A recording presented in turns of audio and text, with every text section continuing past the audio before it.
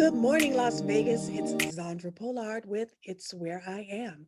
Today, my guests are Shatona Nelson and Dana Mack.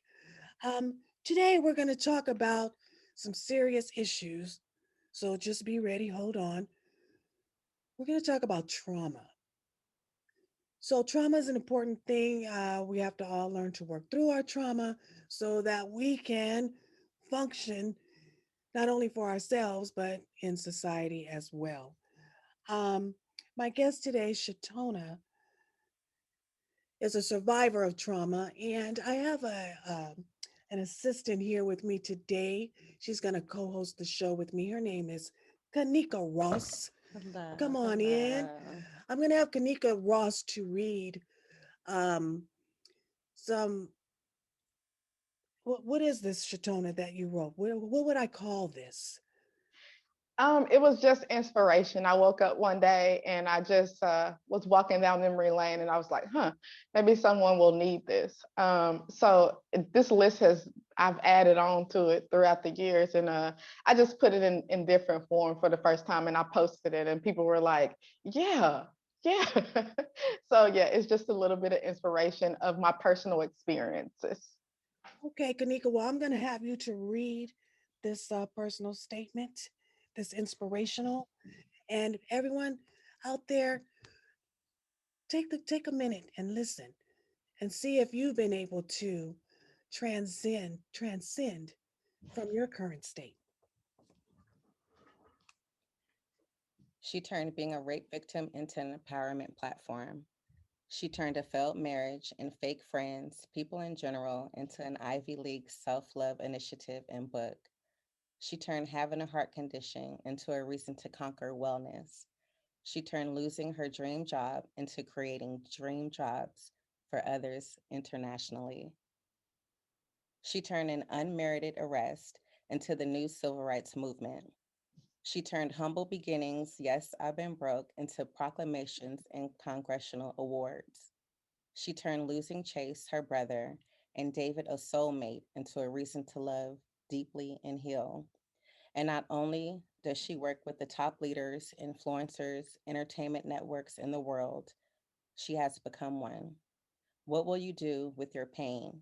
Will you let it break you or will you let it redefine you? Thank you, Kanika. Very welcome. I was saying earlier, if I had gone through half of what you've been through, Shatona, I'd be in the corner smoking a pack of cigarettes. I wouldn't know what to do or how to handle it. When you were 11, you were raped and left for dead in a ditch. Tell us about that. Um, I was a very sheltered child. I didn't really get out or get to go much. I was raised by my grandmother as well as my mom. So this would probably be the very first time I'd ever gotten to go anywhere, especially for any type of overnight thing. It just didn't happen. It was December 24th, but it was very, very late. And this particular year, I believe Sunday was falling on Christmas. So we would all have to get back up and go to church anyway. So my mom thought, okay, I'll send her with the boys. I'm generally the only girl with my boy cousins. Okay. Um, Chase being my first cousin, but was more or less raised like my brother. So we went. I went to an aunt's house, and obviously she would have nothing to do with this. She would actually go to bed, and her boyfriend at that time would separate me from the boys and put me into a separate room. He would later come back that night and knock on the door, and I would unlock it. For some reason, I'd lock the door. Mhm. I'd open it, and he said, "The computer is on. Can you turn around and cut it off?" And as I turned to turn off the computer, he would wrap one hand around my mouth and the other around my neck, and he would brutally assault me. I wish I could tell you how I ended up outside in a ditch, but at some point, I lost consciousness. And it wasn't until the next day that I would hear Chase screaming my name. Keep in mind, we're only about 18 months apart, something like that. Yeah. So he's only 12. So And you guys, he You guys were all staying the night at your aunt's house. Mhm. Mhm. You were separated into a different room. Mhm. It was the aunt's boyfriend who violated Mhm. in the home. And then Mhm. so did the rape occur in the home or did he take you out of the home? How did you get out of the house? I don't know how I got out of the house. I do know that he did begin to assault me in the house. So the rape it did start inside the house. I remember actually grabbing and reaching, trying to pull down stuff from the computer stand, and reaching and grabbing, and scratching and fighting. But again, I was 11. So he would begin assaulting me, um, and then I would blank out. And when I would wake up to Chase looking for me. Oh, wow. And so this made national news. You were 11. So who contacted you? You were on the news about this. So it was pretty bad. Well, it was a really small town. I'm from a very small town in Louisiana. So for something like this to occur in a town that has 1,500 people, it's going to make news everywhere. It's not going to be a situation where it doesn't. And worse than that, he choked me so much until the only time I was able to tell the story was when Chase found me, and he would go on to tell the narrative because I wasn't able to actually talk. I think I was able to whisper a little bit, but by the time I would get to the hospital, I would need like 11 stitches, on my bottom part. And the doctors were amazed that I could speak, because he choked me so much until I didn't have a voice for a while. Even after it healed, I just got accustomed to being quiet. Mhm. Um, so it made national news. At one point, cruelly, people would joke that there was a Lifetime movie that came out where a girl who was choked, raped, and left in a ditch, and she lost her voice. People, in my town would be like, that's about you, right? Um, People, that would be how brutal it was. It was a very brutal situation. people can be so brutal, my God. Now, so fast forward, did you get any mental health services? Did your parents, did your family, who was involved with that? Getting you help? My mom, at some point, did, try to go the therapy route. Uh, Um, I would go to therapy, and from a very young age, I was like 10 talking people out of killing themselves, right? I was always really wise beyond my years. I would go to therapy, and I would be dealing with therapists who would in turn be like, man, you're different. And they'd be talking to me. So I really didn't get, mental health until I was much, much older. I coped, I fought. I just decided to fight. okay. But while you went through all of that and you experienced, therapy that didn't work out so great for you, but yet you are now the CEO of Limitless Resource, which is a mental health agency. Right. Just because I did not maybe get it then, it was such a negative connotation. You got to realize I'm 32 years old. A decade is a very long time in the African American community when we're talking about mental health. Yeah, We just really got on the other side of like, yeah, let's all get a therapist, right? From a point where you okay, go to church, go and tell Jesus about it, baby. It's gonna be all right. So although I wish back then I would have, because so many things came from that rape, so much of my other traumas, that I really wouldn't deal with until Chase died, and physically my body, for the first time gave up on me. Mentally I was there, but I was literally, sick, and I was forced at that point to say, you know what? I need to talk to somebody, because he told my narrative, or he had fought, or he had protected me for so long that for the first time in my life, I was having to look. I was having to look the demons in the face. And what the saying says, don't run from your demons, learn their names. I was 25 years old before I had to learn that my demons had names, right?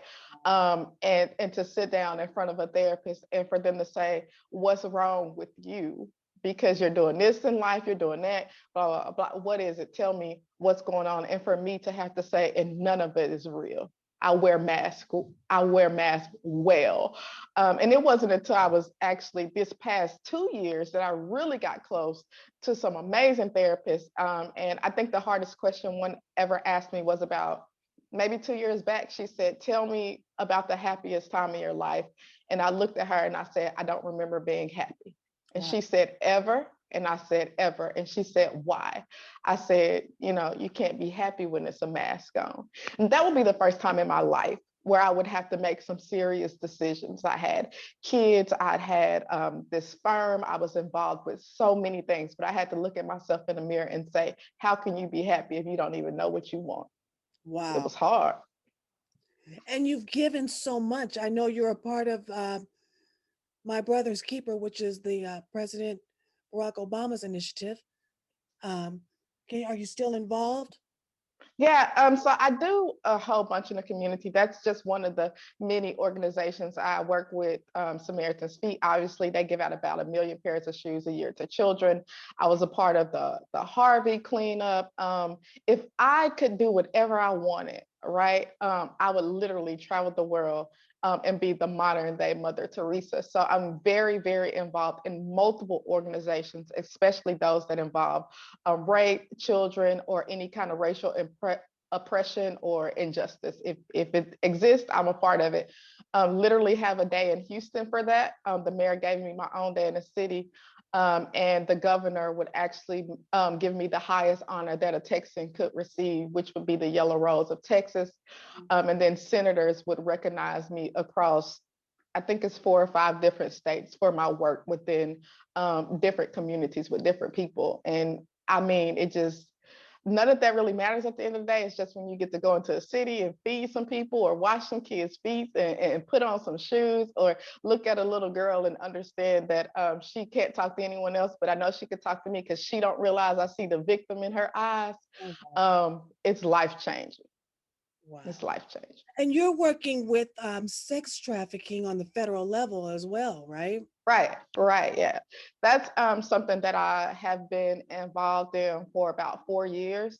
I used to volunteer a lot when it came to trafficking victims, but it wasn't until about 4 years ago that I really, really wanted to get involved. I live in Houston. It's central to trafficking. It's probably ranked in maybe like the top 5. Well, it's And Las by Vegas because we live in Las Vegas. I know. Y'all might be close to it's like Atlanta, Houston, LA, Vegas. The numbers switch often, but those cities, we hot cities for it. Yeah. Wow. Yeah, I We're believe. very hot cities for it's very rough. So I got involved in that because truly I don't know if this is good to say. I hack. That was the thing that I learned to do at 11 to keep me entertained because I didn't have friends and things like that. White hat hacking, by the way. And what so it's 3 different types of hackers. You have white hat. They hack for the good. They work for companies. Those are the people that Social Dilemma is kind of talking about, how they can determine what you search on the internet and how you can think about a bag and it'll pop up on your screen.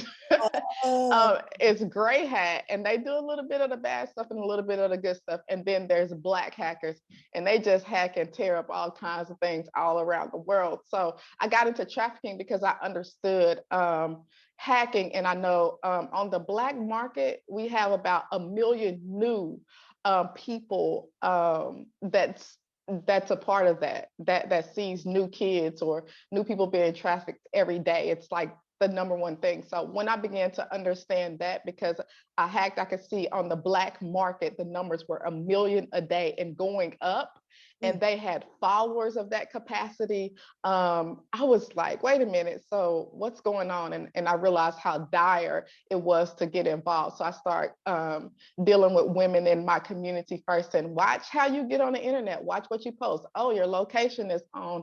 Oh, don't put your child on there. They're going to come and get your child, because that's how they find them. And it will ultimately just evolve, and I will end up doing it on a federal level. So, what? Tell our listeners how they can get information about this. Now, I do have a problem with, you know, the white versus black and the gray hacking. I I think mean, that's not important. it Girl, should we be talk about green, that offline. yellow, and red. It's only three, for the most part, that are Black should true the hackers. red should We replace the black. white, gray, black. Black, they are lawbreakers. Probably the best of the best. Those the people they go get and get them to come work for the government. Gray, sometimes they do white hat, sometimes they do black hat. It depends on what they wake up as in the morning. And then there are white hat hackers, and generally you get hired by places like Google. Hacking is thought of as a bad word. It's not as bad as you think it is. I, of course, did not learn it the right way, but only do the right thing with hacking since about 13. Well, thank you so So, much for all that you do, and I'm so glad that you are alive and well and helping the community today. oh, thank you so much. Thank you so Don't much. go anywhere. I want you to stick Okay. around, but I want to bring in my next guest, Dana Mack. Dana Mack, how are you? Can you hear me? Hi, everybody. I am well and in deep gratitude. Just Welcome so much to the show. Thank you. thank you. Thank you. Just want to acknowledge Shatana. Thank you for sharing your story and just know you are uplifting and helping just an abundance of people just by using your courage to be able to speak on it. So, ashe to you, sister. Yes. Amen. So Dana, Yes. you're working on a documentary right now called Fatherless Daughters. Hmm. Tell us a little bit more about that, and then I want to get into some of the other things that you're doing. Okay. So, um, the documentary is basically looking at the relationships between fathers and their daughters and how it affects their interpersonal relationships with men. And so, whether your father was in your life but emotionally distant or physically, Absolutely. there at all, Mhm. how does that correlate into the relationship that you have with, with men? And so, from the lens of I am a fatherless daughter. My father was murdered when I was 18 years old, Wow. and I had just had my son, and so he never got to meet my son. And it's it's been many years after, but you still pay attention to how um, that has affected, well, at least for me, affected my life and the things that I do and the men that I've been connected to and in my past, and just looking at it and looking at the women in my family. So Mhm. when I was in my undergrad, I wrote a paper on the different variations of Cinderella, and across the globe, some of them have the father in the home and without. And so we had to write a paper. And so I chose to write from the perspective of myself. And then I looked at all the women in my families. I have a bunch of cousins like my same age. And I looked at those who had that dynamic of the father in their home and then were they married or not. And I remember as I was doing my research, I heard a pastor on um, one of our local stations here, actually, it's Stevie Wonder station. And on Sundays they play gospel, but the pastor ATLA. JLH, kindness, joy, love, and happiness. But That's right. he basically said the father is a girl's first boyfriend, and he teaches her how men should treat her, and that the love that the father gives to her comes to her freely. And when that is not the case, you are basically put in a position where men are become predatory. So you're set up for, um, uh, you know, promiscuity, pre marital sex, Well, just my dad was in the home and I did all that. So I just want to put that out there. But I yeah, love that.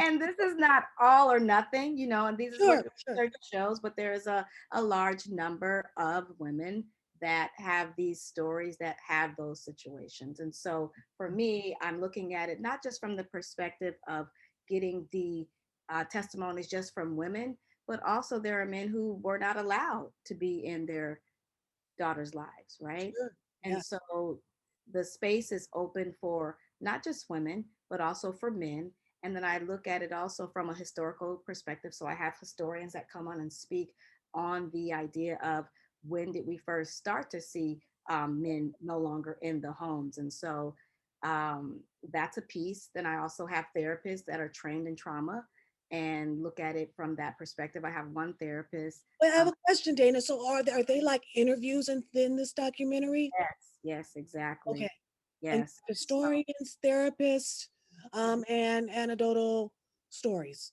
Is that right, correct? exactly. And the Okay. reason why the therapist piece is very important is because just hearing Shatona's story and then that gap between when she received some type of, therapeutic services that, Right. well, if I am a fatherless daughter, then what do I do? If I'm a woman that has that, what do I do? So there's prescriptive measures embedded within this documentary that says, here are some things that can help. And here are some ways to help you understand a little better about whatever it is that you see as your story and how that affects, because there, once again, it's not about everybody, but we're speaking to those who have and do and are resonating with this. And then I add in fathers and daughters who have beautiful relationships and that they can share with us, how that dynamic plays out and just give it a comprehensive look, not just one, myopic view. And, Yes, yes. you know, so that's where we are. And I have a soundtrack coming with it What? Hey. because the way that I have put it together, my mother and my father were not together. They were not in a relationship. And so for me, I never had my father in the home with my mother at the same time to have that as a child. Okay. But what I did have is they both had a love of music, right? And so Okay. I came up during the beginning of the hip hop era. And so I have brought that together with my love of hip hop. And so hip hop is the backdrop of it. Okay. And all things, everything for me, But all wait a minute. The documentary doesn't come out yet. no, So I wanted you to let us know, let the listeners know about it. And I yeah, want to invite you back oh, most right before it definitely, comes out and bring it yeah, here. It's where I am and let us know first. yes, for certain, for And certain. normally And every there's some heavy hitters on the soundtrack. I will let you know that there's some heavy hitters. I wish it was a screening because I sure would be there. But No, you know what? I usually have a yeah, mental health professional on the show when I have my guests. But these ladies are both so powerful and dynamic. I just wanted to make sure there was enough time for mhm, them to get their information across to everyone. yeah, So, Dana, with that being said, oh, and also, you can find their bios and information on itswhereiam.com. You can see their pictures, bios, and get information, resources there. Please go to the resource tab. Make sure you subscribe. Thank you very much. Now, Dana, yes, with all of this trauma, yeah, daddy's missing, yes, people cutting up, not acting right, right. daily life, what, In a how disarray, how right. can we recenter? Right. Man, How can we woosah and get back to where the we started? answer, the answer to that question is always going to be for me yoga and meditation. Period. Okay? Point blank at the end. With a little bit of hip hop thrown in for good measure. Wait, so okay, you do these yoga classes Yes, I do. every Saturday, Every Sunday, every Sunday. So 9 you a.m. they're Pasadena Standard online. Time. Yes. They're online. And so if we need to get recentered on a Sunday and church didn't do it, right? Right. We can do yoga with you. Mind Mode Yoga with Dana And Mack. where do we go to do that? You can follow me on my Instagram accounts Okay. and Facebook. So if you come in and try to friend me, I still have more room for others. But Dana Mac, DanaMacc, You can follow me there, and I have another page. It's more of a personal page, but I also put it there. It's IDMACC, so IDMAC. I have it there as well. Definitely, yes, Okay, so we have the fatherless daughter documentary coming. We have yoga on Sundays, yes, and I know this is my favorite part, yes. the children's book.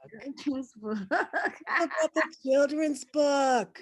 Because I need one signed and kids sent on are here. back to school. The kids are going back to school. Right. I'm not ready. I Yes. know my kids ain't ready, Yes. but one of them will be there Right. Right. twice a week because I need a little headspace. Yeah. So the Stuff. children's book, it came about. I have a love of just adventure, and I'm a Star Wars fan. I don't know if you guys remember Pippi Longstocking. I Oh love yeah. Indiana Jones, and Pirates of the Caribbean, of course.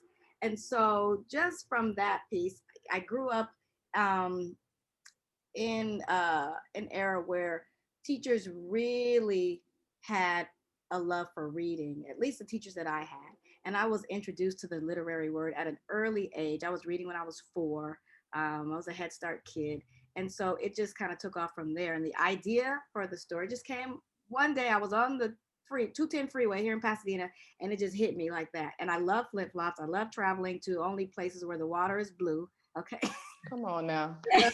I'm talking my love language. Right.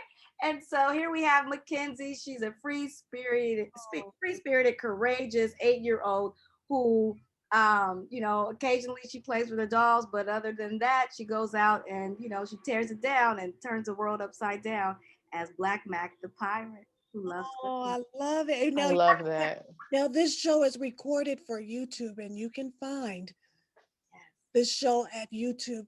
Excuse me, you can find the show at itswhereiam.com, yes, and it will be the show for March. But for those who cannot see the book at this time, yes. give us the name of the book, tell them where they can find it. The Pirate Who Loved Flip Flops by Dana Mack Fikes, and you can find it at Amazon. You can find it at barnesandnoble.com. It's headed to target.com. It's at Beautiful. walmart.com. The ebook will be on Apple. It's coming. And the reason why it's coming is because some of the flow down to get it there in the proper way takes a little bit of time. And so all of those different places, you can surely get it, and pick it up. And if you see me anywhere, I'll definitely sign it for you. But the main thing that I want to say is it touches on bullying in the story, and diversity and inclusion and equity and similarities and differences. And I speak to that in the back of the book, where I also talk about what a collector is and the different names of collectors. And I use tier 3 words, which are words that are really for in a specific subject matter, that are just honed into that. So for example, as far as science, words that are just that you would hear for science. And this helps children to build in their vocabulary. And then I give a some prescriptive for stakeholders and parents and teachers, and what can you do for children who are or have been being bullied. I was bullied when I was a kid. I remember a guy took my cat and swung my cat around by the tail and just let my cat go. Bullying still exists though for grown-ups too now. If you think about Exactly. it, you Yeah. got grown women on TV who we praising because they bullying another woman, Right. and we wonder why the kids are so cruel at Right. school. Right. Yeah. Yeah. Yeah. I was bullied by 2 boys. The one that swung my cat, he was like a giant, and I'm all of 5 feet tall. And so I couldn't understand, like, why was this guy behaving this way? And so it has information in there for children who are being bullied and those who have been the bully, you know? And so things that students can do, because sometimes you just don't know who to talk to, you Right. know? In For students, sometimes the person who laughs and jokes and kids around with them the most is the person that they feel comfortable coming to give that story to. And I have been that for a lot of children, and that's something that I'm very proud of, because most times they won't talk to you and you don't know. And Right. so that book is to help open up that dialogue and let parents and children, like you said, even adults too, to be able to gain a little bit more courage through the eyes, legs, and flip flops of little Mackenzie here as Black Mac the pirate, and just go on out there and be their true I ams and their courageous and fearless selves. I love it. Wonderful. Well, I want to thank you, ladies. We're going to wrap this up here in just a few moments. I want to make sure you all gave your information to the listeners. Shatona, let's start with you. Hi, guys. You can find me across all platforms at Shatana J. Nelson. You can definitely get involved in any of my causes like Limitless Resource or anything else that I have going on in the community. I am always doing something. So I look forward to having you guys follow. If you need public relations, I own a very successful public relations firm, and I do quite a bit of TV. So I would love to hear your stories and collaborate, connect, and align. Here's the synergy. Oh, I love it. I love it. Dana? For me, it's danamac.com. And again, Dana Mac across all social platforms. Stay abreast for the documentary Fatherless Daughters, Trauma Revealed, and Generations Healed. I am in pre-production and we are working on that soundtrack. And please, please go out and get The Pirate Who Loved Flip Flops and write me a review wherever you purchase. A good one, right here, a good review. Cause Right, a good. let me be your publicist real quick. We did Yeah. not put on these matching glasses for nothing. For No, nothing. ma'am. Exactly right. 5 stars only, you know? 5 stars only. Positivity, all 2021. Have my I'm gonna have my today's co-host who barely co-hosted to roll on in Oh, girl, come on in. Hey, guys. and let's It's always more room. If we ain't learned nothing else, it's always some Right. more room, Take child. space at the table. let them know what you got going on, what's coming up, what can we look forward to seeing from you, Kanika Ross. Yes, ma'am. I have Allure Apparel Houston coming this summer. I just moved here from Houston. I grew up in Vegas, but with COVID and everything, I just wanted to be around family. So I did start it in Houston, and it will be an online clothing women's apparel company with all sizes for women of all ages, plus sizes, coming this summer. Thank you, ladies, and you have a blessed day. And hopefully I'll be wearing some of that apparel here on It's I'm just trying to see where I get. When do I give her my address? Now or after? Now. No, after we're recording. Right. So hey, Las Vegas, thank you for tuning in. We'll see you next month, second Saturday of the month at 8:30 a.m. And you can catch me anytime you want on itswhereiam.com. So thank you for listening, and I'll see you next month with my guest, Chris Spitzer. Thank you. Awesome.